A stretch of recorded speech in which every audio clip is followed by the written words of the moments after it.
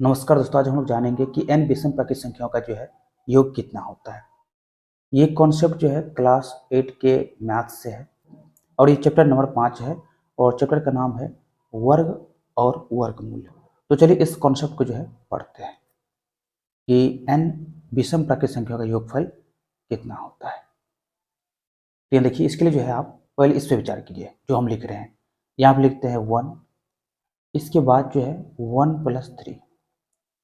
ये 1 जो है क्या है, तो विषम प्राकृत संख्या है। प्राकृत संख्या में क्या क्या आता है, तो 1 आता है, 2 आता है, 3 आता है, 4 आता है, 5 आता है, 6 आता है, 7 आता है, 8 आता है, डॉट डॉट इस तरह से। तो ये 1, ये 3, ये 5, ये 7, ये सब क्या है, तो विषम प्राकृत संख्या है।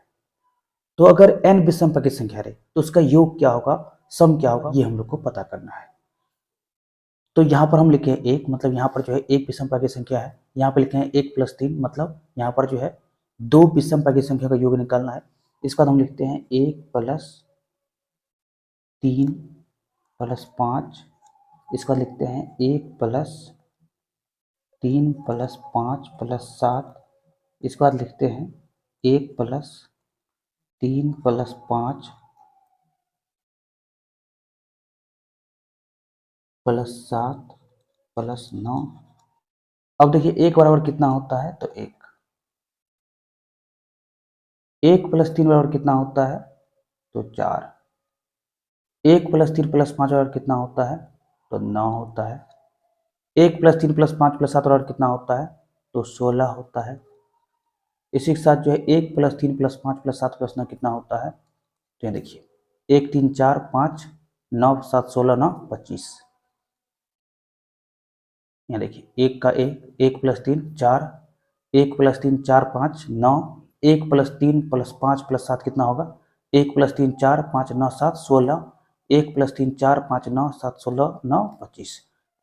अब देखिए यहाँ पर जो है 1 को क्या लिख सकते हैं, तो 1 को लिख सकते हैं 1 का स्क्वायर। साथ ही 4 को क्या लिख सकते हैं, तो 4 को लिख सकते हैं 2 का स्क्वायर।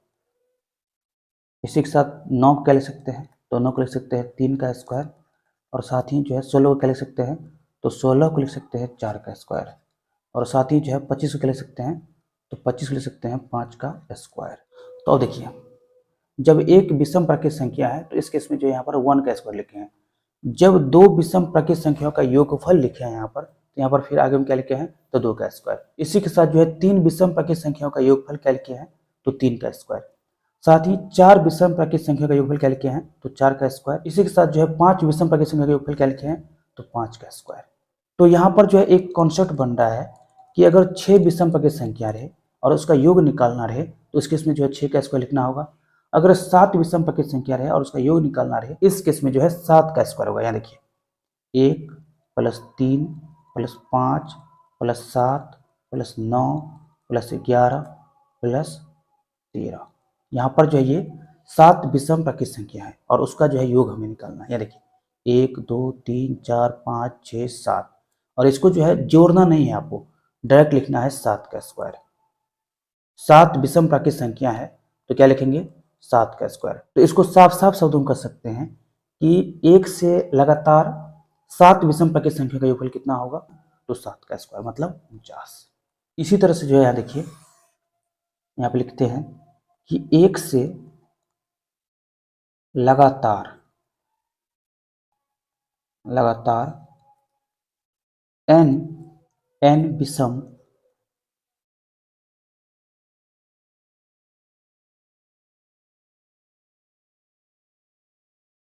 प्राकृत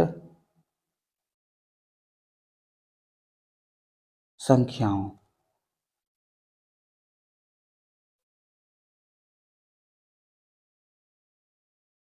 का योग बराबर कितना, तो n का स्क्वायर। जब एक विषम प्राकृत संख्या है तो 1 का स्क्वायर। जब 2 विषम प्राकृत संख्या का योग निकालना होता है तो इसमें 2 का स्क्वायर। जब 3 विषम प्राकृत संख्या का योगफल निकालना होता है तो 3 का स्क्वायर। उसी तरह से जो है जब 1 से लगातार n विषम प्राकृत संख्या का योगफल निकालना होगा तो हम लोग को क्या लिखना होगा, तो डायरेक्ट n स्क्वायर लिखना होगा।